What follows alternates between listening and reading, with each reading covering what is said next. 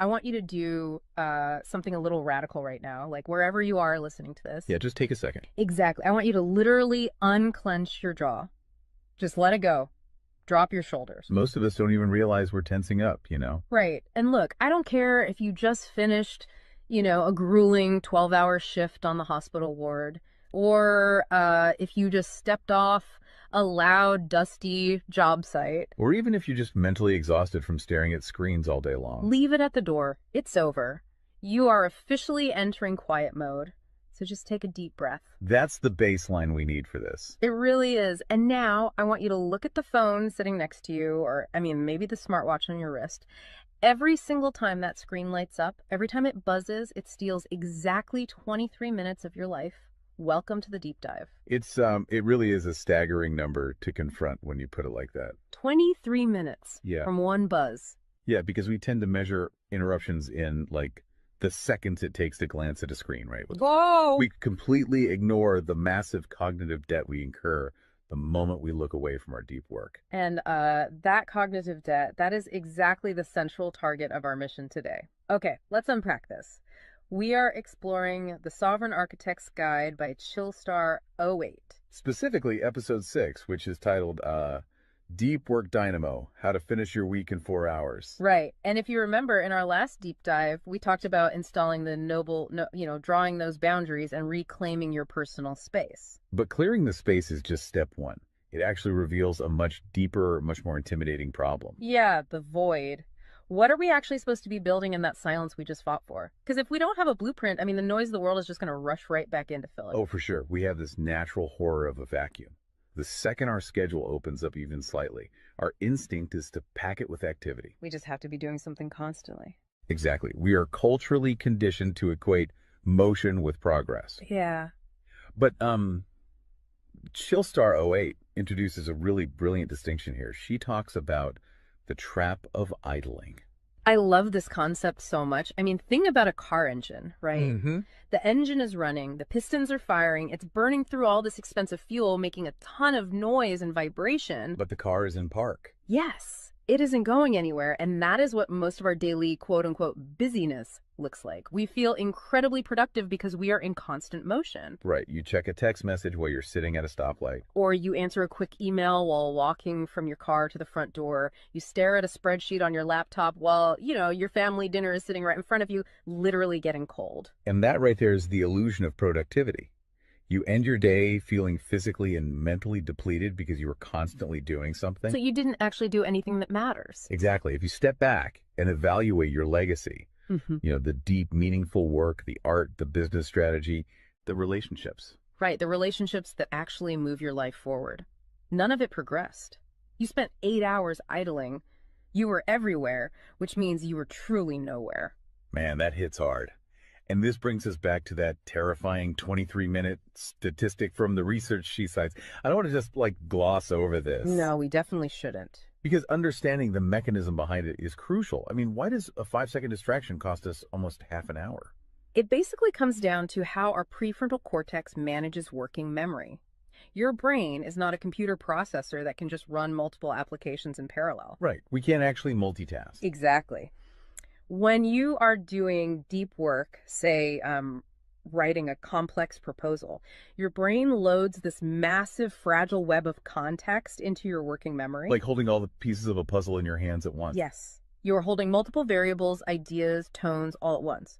So when your phone buzzes and you glance at a text from your partner asking about groceries, your brain is forced to execute a context switch. So it has to dump all the proposal data just to load the grocery data. It literally flushes the working memory buffer, yeah. It has to process the new rules and the emotions associated with that text message. Wow. And then when you turn back to the proposal, you cannot just pick up where you left off.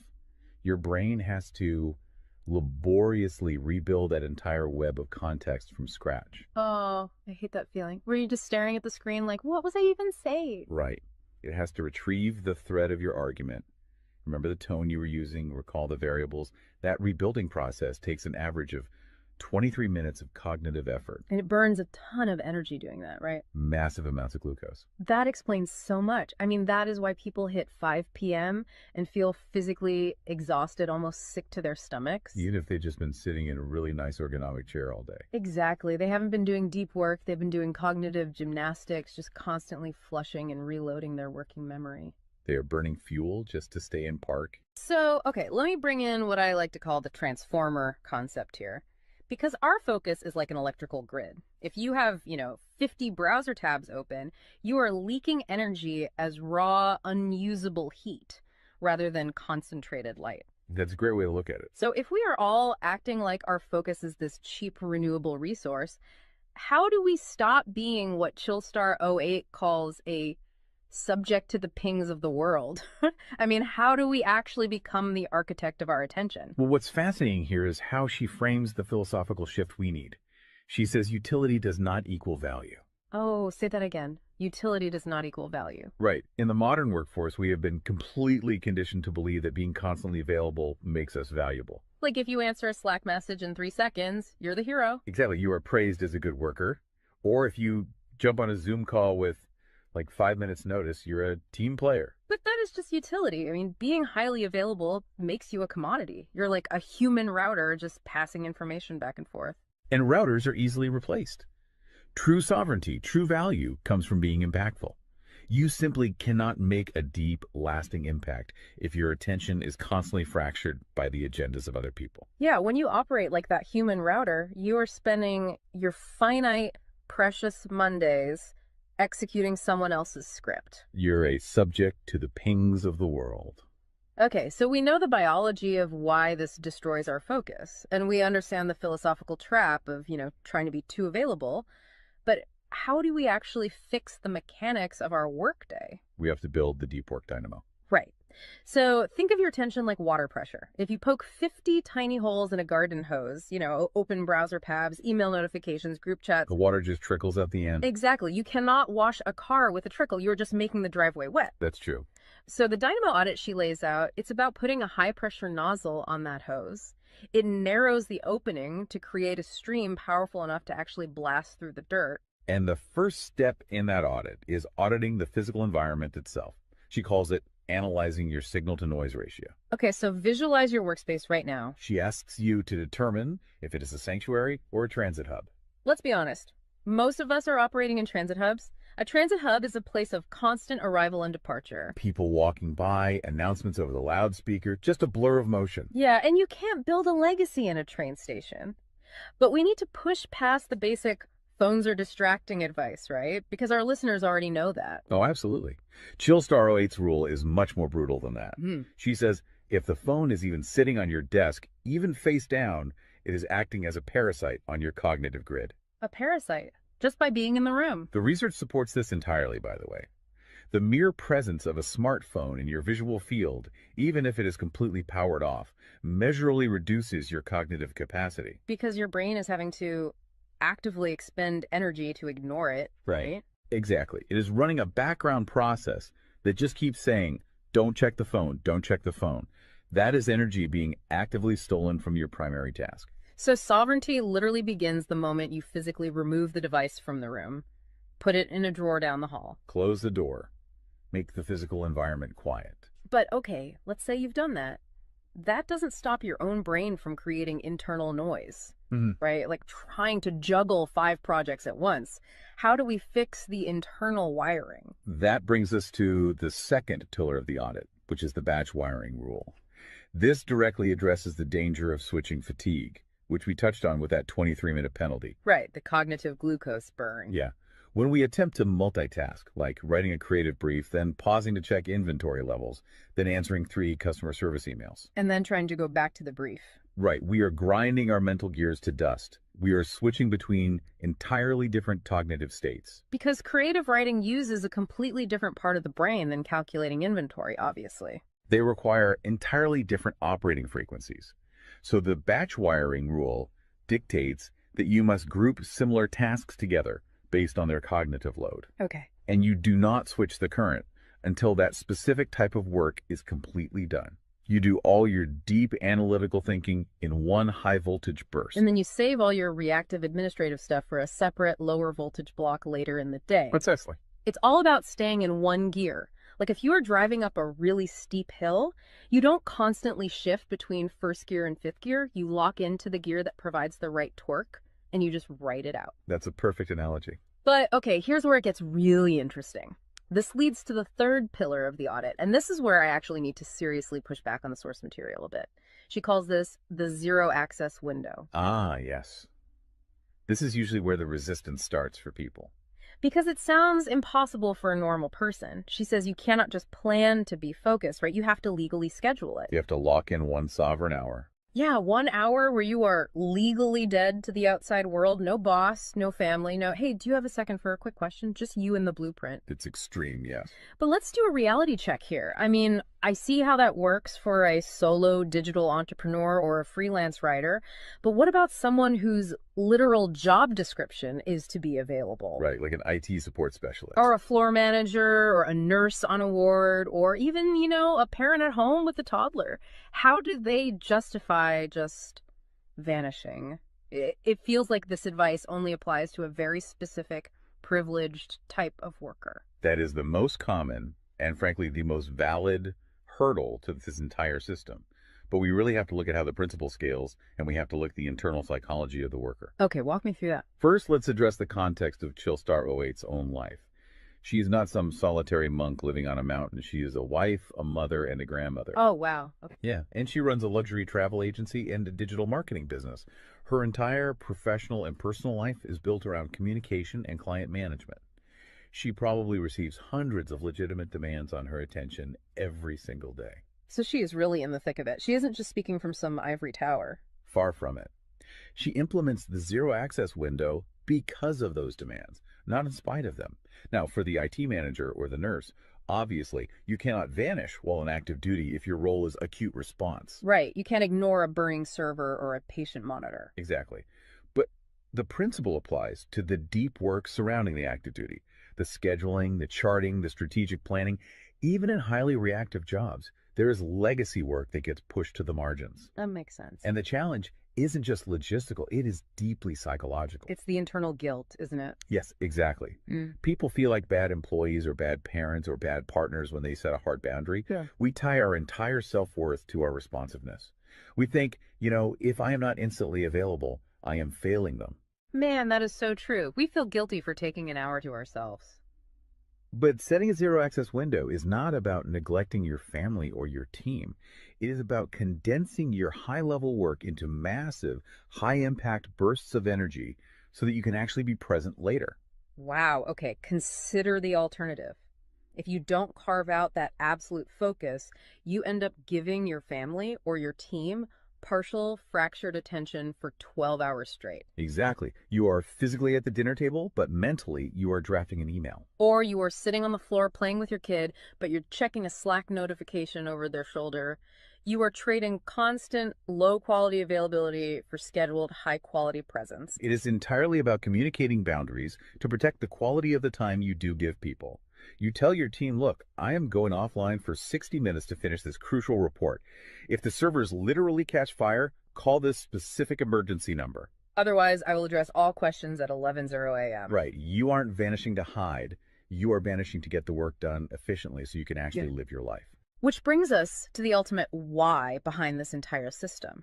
Because once you fight through that guilt, once you build this 4-hour fortress, you have to know what it is all for. It's not just about becoming a hyper-efficient robot. No, because if you use these tools just to do more of your boss's busy work or to take on 3 more stressful projects, you have entirely missed the point. You are just speeding up the treadmill. If we connect this to the bigger picture, the destination we are driving toward is a concept she calls passive magnetism. Okay, break down passive magnetism for us, because it sounds a bit abstract. Think of it as the gravity your work generates when it is undeniably good. Most people operate with active desperation. They are loudly networking, constantly posting, aggressively chasing clients or promotions. Just relying on sheer volume to get noticed. Right.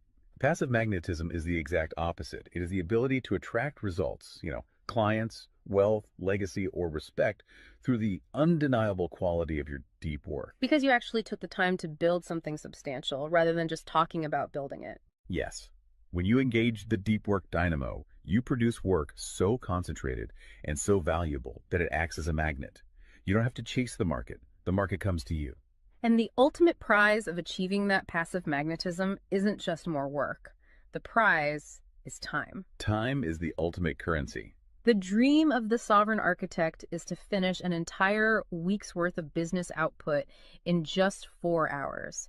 You do this high voltage work often while the rest of the world is literally still hitting the snooze button. You free up the remaining hours so you can go be a traveler, so you can be a creative. So you can be a fully engaged grandparent like Chillstar 08. Exactly. She frames it beautifully in the source text. She says, we wire for silent so we can live in volume. Oh, I love that. We embrace the discipline of the quiet fortress so that our actual lives can be loud, vibrant, and fully experienced. We are finally taking control of the dial. But, making that shift from a frantic, reactive employee to a calm, sovereign creator requires a massive shift in identity. You have to tune your mind before you sit down to do the work. It is really difficult to just sit down at a desk and instantly command your brain to perform deep work, right? Especially if you've spent the last hour navigating traffic and listening to the news. You need a transition ritual to cross that threshold. And Chillstar 08 provides something for this transition called the Chillstar's Creed. It is designed to be a grounding frequency. It really centers you. Yeah, so I want you, the listener, to use this. I want you to imagine a slow, steady heartbeat in the background. Just a deep, resonant 528 hertz frequency. Just let the frequency of these words settle into your mind before you initiate your deep work. Ready? Take it in. I am grounded in peace. I am reaching for my stars. My light is my own. I am a star and I will shine bright. I will reach for the sky. I release what was. I embrace what is becoming. Using a creed like that is just such a powerful behavioral trigger. It really shifts your state. When you speak those words, even just internally, you are consciously reminding yourself that your light, your focus, your energy is your own. It does not belong to your inbox. This does not belong to the algorithm. Right. You are releasing the frantic energy of the morning and embracing the sovereign focus of the architect. So we always want to translate this high-level theory into ground-level reality for you. We don't want you to just listen to this and go right back to idling. Definitely not. Here's your 1% install. This is your micro-win to take action on this deep dive immediately. Tomorrow morning, before the world starts demanding your attention, before you check a single news site or open your email, I want you to set a timer for exactly 60 minutes. Put your phone in another room entirely. Yes, physical distance. Do not open any extra browser tabs. Pick one legacy task, just one, and flip the switch on your very first sovereign hour. And be prepared for it to feel incredibly uncomfortable at first. Your brain will crave the dopamine hit of a notification. Oh, you will feel an almost physical itch to check your messages. But if you can sit in that silence, if you can endure that initial friction, you will watch the dynamo start to spin. You will enter that flow state, and the old blueprints of hustling and grinding will be completely burned away. And look, if you want the actual templates to automate this piece, the specific tools and step-by-step guides to build the system out completely and protect your location-independent freedom, you can join the Sovereign Fortress on the Chillstar 08 school community. All the blueprints are there waiting for you. They really are. As we wrap up this deep dive, I want to leave you with one final thought to explore on your own. We have spent this entire session talking about the mechanics of work. We've talked about condensing your week's output into just 4 hours of pure, undistracted focus. But if you actually achieve that, you're going to be faced with a beautiful, kind of terrifying question. What's that? Who are you going to become in the remaining 164 hours of your week? What if your true legacy has absolutely nothing to do with what you produce while you are busy, but entirely to do with who you are when you are finally completely silent? Wow. Unclench that jaw. Drop those shoulders. Step into the quiet. Go be great and flip the switch. We'll see you on the next deep dive.